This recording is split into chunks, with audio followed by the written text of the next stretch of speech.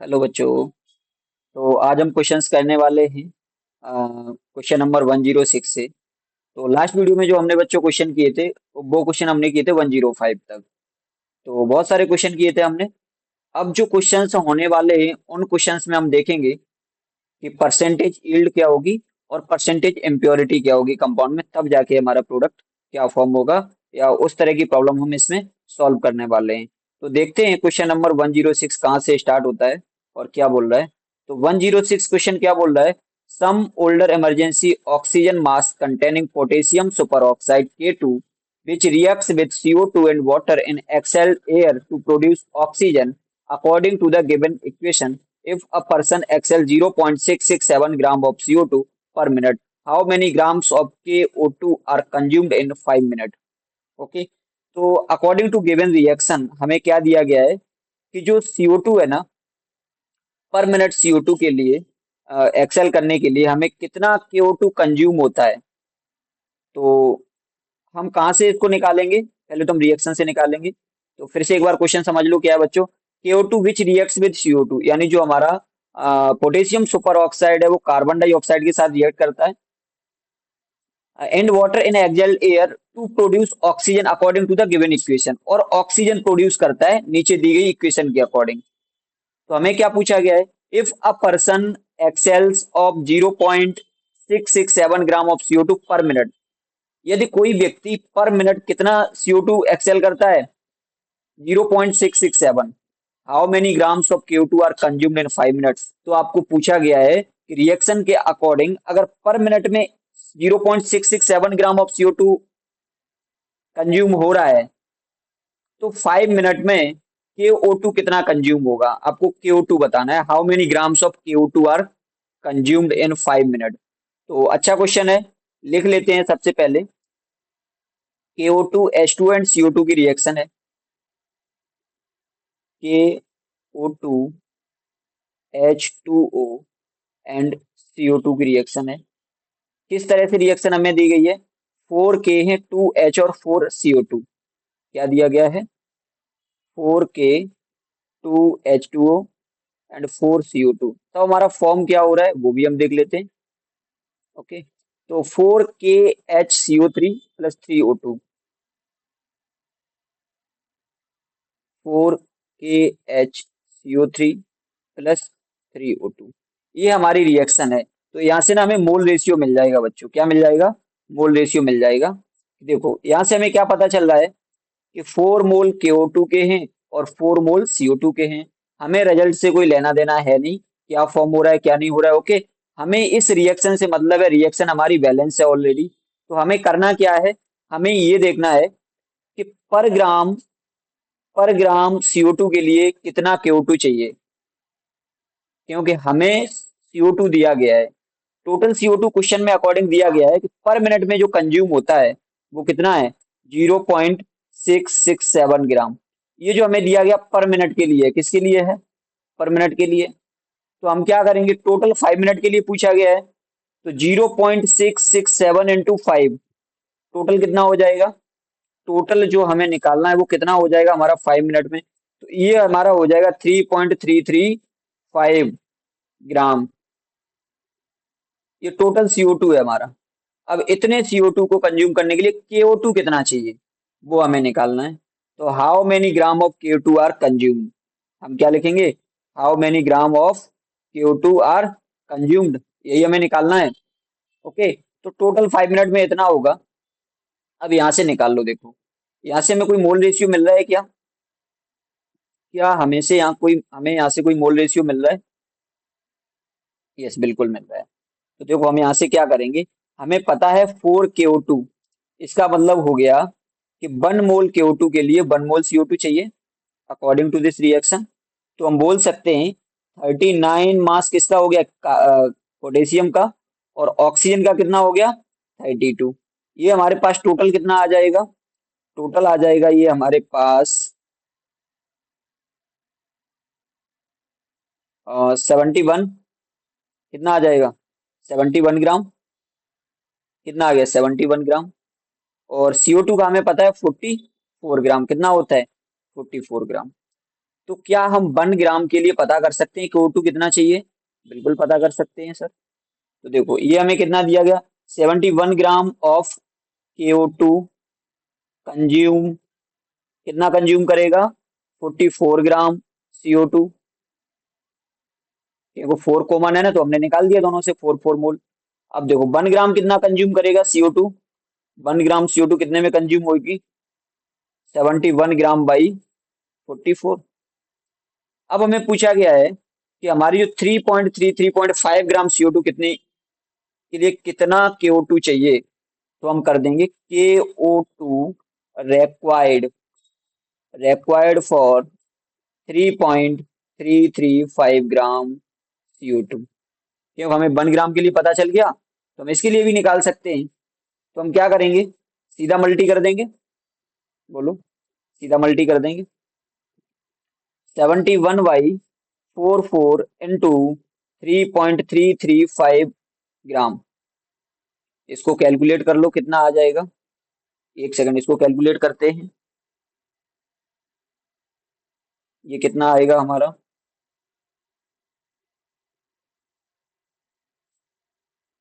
देखो हमें कितना दिया गया है, 71/44 इंटू 3.335। तो ये हमारा आ जाएगा टोटल 5.38, कितना आ जाएगा, 5.38 ग्राम। तो ये शायद ऑप्शन में दिया गया होगा, चेक कर लेते हैं एक बार। 5.38 यानी D is the right option. तो बच्चों समझ आया होगा क्वेश्चन क्या पूछ रहा था, क्या दिया गया था। ओके, तो हमें इक्वेशन दी गई थी, इसमें पर पर्सन एक्सेल कर कोई पर्सन एक्सेल कर रहा था 0.667 gram of CO2 per minute. अगर वो 5 मिनट के लिए ऐसे ही करता है, तो 5 मिनट के लिए करता है तो टोटल कितना करेगा, 3.335 ग्राम। तो 3.335 ग्राम के लिए हमें कितना KO2 चाहिए वो निकालना था, तो वो हमारा आ जाएगा 5.38 ग्राम। ओके, आई होप सारे बच्चों को समझ आया होगा। ओके, नेक्स्ट क्वेश्चन देखते हैं क्या है। Calculate the weight of lime CaO obtained by heating 200 kg of 95% pure lime stone. तो हमें क्या निकालने को बोला गया, calculate the weight of lime. हमें कैल्शियम ऑक्साइड का वेट निकालने को बोला गया है। क्या बोला गया है, कैल्शियम ऑक्साइड का वेट निकालने को बोला गया है। देखते हैं क्वेश्चन क्या कहता है। हाँ, तो नेक्स्ट क्वेश्चन था हमारा 107। क्या बोल रहा था, 95% प्योरिटी का, 95% प्योरिटी का हमारे पास क्या है, CaCO3 है, कितना, 200 kg। कितना है, 200 kg। तो हमें निकालना है CO कितना फॉर्म होगा। तो हमें पता है CaCO3 को जब हम डिकम्पोज करते हैं तो हमें मिलता है CaO प्लस CO2। और ये जो हमें दिया गया वो कितना दिया गया, 200 kg। बट एक्चुअल में कितना है, CaCO3 एक्चुअल में कितना है, अकॉर्डिंग टू 95% प्योरिटी। तो 95% प्योरिटी के अकॉर्डिंग कितना हो जाएगा ये हमारा, 200 का 95% कितना हो जाएगा, बोलो बच्चों कितना हो जाएगा, 190 kg। कितना हो जाएगा, 190 kg। तो 190 kg को हम डिकम्पोज करेंगे, तो हम सबसे पहले पता करेंगे कि 190 kg में मोल कितने हैं, किसके, CaCO3 के। तो 190 kg को ग्राम में बदलेंगे, 1000 से मल्टी कर देंगे। ओके, तो हमने 1000 से मल्टी कर दिया, ये ग्राम में कन्वर्ट हो गया, किस में कन्वर्ट हो गया, ग्राम में कन्वर्ट हो गया। अब given mass by molar mass, यानी मोल्स क्या होते हैं, given mass by molar mass. तो 190,000 बाई 100। तो यहाँ से ये गया, कितना आ गया, 1900 मोल्स। अब इतने ही मोल्स किसके फॉर्म होंगे, CaO के, क्योंकि हमारा मोल रेशियो क्या है, 1 है। 1 मोल CaCO3 प्रोड्यूस 1 मोल CaO और 1 मोल CO2। ओके, तो यहाँ से हम क्या कर देंगे,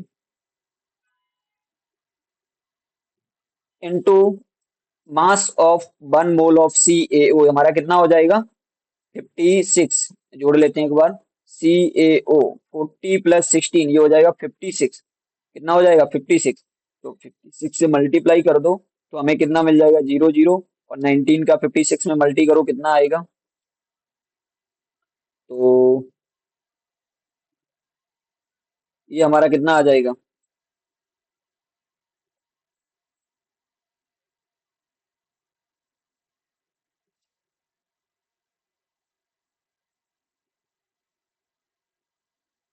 1064 ग्राम आ गया। क्या आ गया? ग्राम आ गया। हमें ऑप्शन, हमें देखना है आंसर हमारा शायद ग्राम में नहीं दिया गया, तो हम क्या करेंगे, इस ग्राम को केजी में कन्वर्ट कर लेंगे। तो 106400 डिवाइड बाई 1000, तो यहाँ से हमें क्या मिल जाएगा, ये मिल जाएगा 106.4 केजी ऑफ CaO प्रोड्यूस्ड। कितना सीओ प्रोड्यूस होगा? 106.4 केजी। एक बार देख लो ऑप्शन में दिया गया है कि नहीं। ओके, 106.4 ग्राम दिया गया है हमें। ओके, तो यही हमारा आंसर हो जाएगा। नेक्स्ट रिएक्शन क्या दी गई है, हमें वो भी देख लेते हैं, अगला क्वेश्चन क्या है।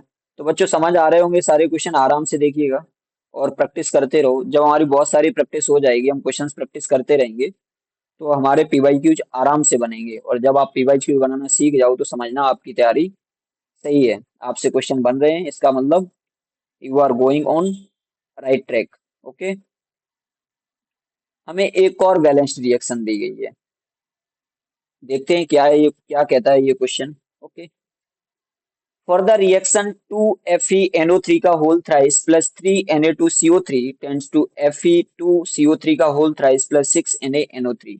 बैलेंस्ड रिएक्शन दी गई है। Initially if 2.5 mole of FeNO3 का whole thrice and 3.6 mole of Na2CO3 is taken. अगर हम इनिशियली इतने मोल्स लेते हैं, 2.5 mole of ferric nitrate and 3.6 mole of sodium carbonate, basically ये हम लेते हैं, और 6.3 मोल ऑफ NaNO3 ऑप्टेन, और तब हमें मिलता है 6.3 mole of NaNO3।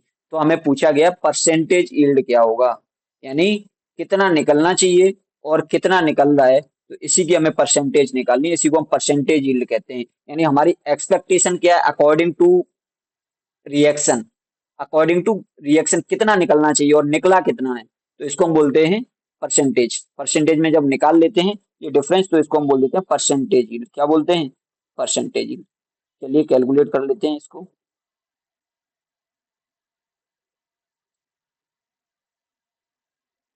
Okay,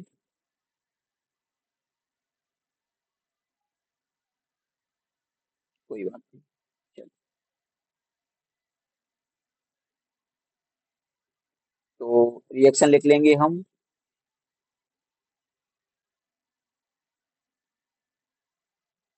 reaction लिख लेंगे हम 2FeNO3 का होल थ्राइस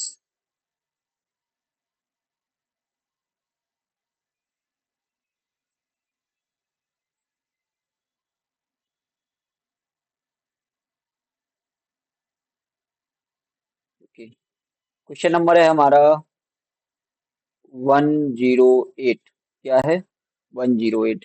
रिएक्शन हमें क्या दी गई है, फेरिक नाइट्रेट NO3 का whole thrice plus sodium carbonate Na2CO3, क्या बन रहा है वो भी देख लेते हैं।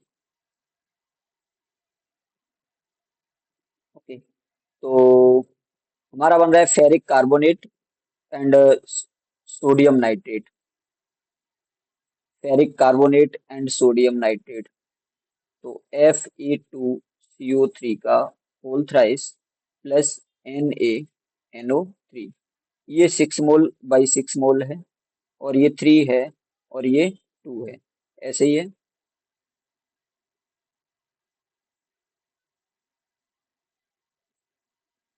गलत हो गया क्या? ओके, देख लेते हैं एक बार बैलेंस कैसी है रिएक्शन। Fe2CO3 प्लस 6NaNO3, और हमें मिला 3Na2, और इधर मिला 2Fe। ओके, अब हमें इनिशियली मोल कितने दिए गए हैं, 2.5 मोल दिए गए हैं फेरिक नाइट्रेट के, एंड 3.6 मोल दिए गए हैं Na2CO3 के। ओके, तो देखो हमें क्या दिया गया है, 2.5 मोल तो इसके दिए गए हैं, और 3.6 मोल इसके दिए गए हैं। ओके, अब आगे देखते हैं हमें क्या करना है। देखो बच्चों, क्या करेंगे अब, is taken if 6.3 mole of NO3 obtain, जब ये हम लेते हैं तो हमें कितना मिलता है, 6.3 मोल मिलता है, किसका? NaNO3 का। तब हमें जाके 6.3 मोल मिलते हैं इसके। अब हमें तीन चीजों से लेना देना है, एक इससे और एक इससे। ओके, तो बैलेंस रिएक्शन है। Okay, according to reaction given moles, moles निकलने कितने चाहिए, ये तो निकल रहे हैं रिएक्शन में, हमें बताया गया है। अकॉर्डिंग टू रिएक्शन कितने होने चाहिए ये हमें फाइंड आउट करना है। According to reaction, according to reaction कितने मोल प्रोड्यूस होंगे, कितने मोल प्रोड्यूस होंगे।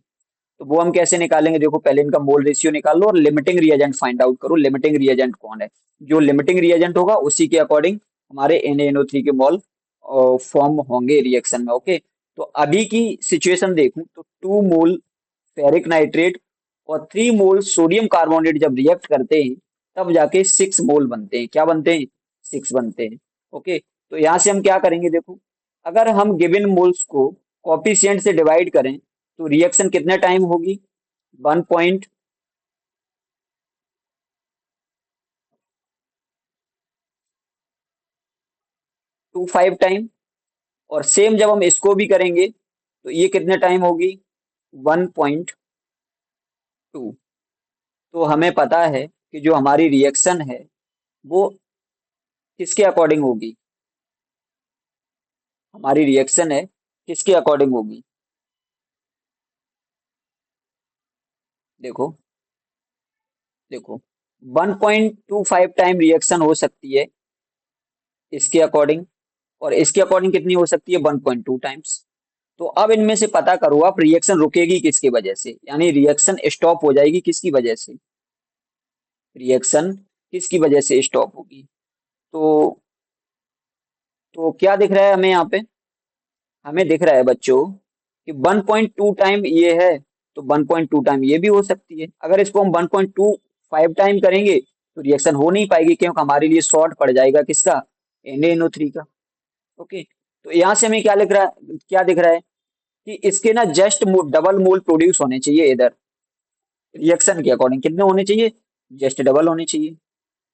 ओके, तो 1.2 के अकॉर्डिंग कितने होंगे, 1.2 के अकॉर्डिंग कितने होंगे, बोलो बच्चों, 1.2 के अकॉर्डिंग कितने मोल प्रोड्यूस होंगे,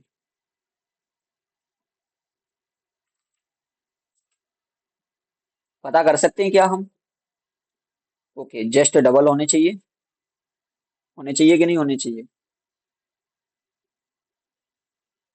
ओके, तो अब 1 टाइम में कितने हो गए, 6 हो गए, क्योंकि एक टाइम तो रिएक्शन हो रही है, हमें 3 दिए गए हैं, तो कितने हो गए, 6 हो गए। अब 0.2 टाइम में कितने होंगे, तो हम क्या कर देंगे, 6 × 1.2, तो ये हमारे होने चाहिए 7.2 मोल, कितने प्रोड्यूस होने चाहिए, 7.2।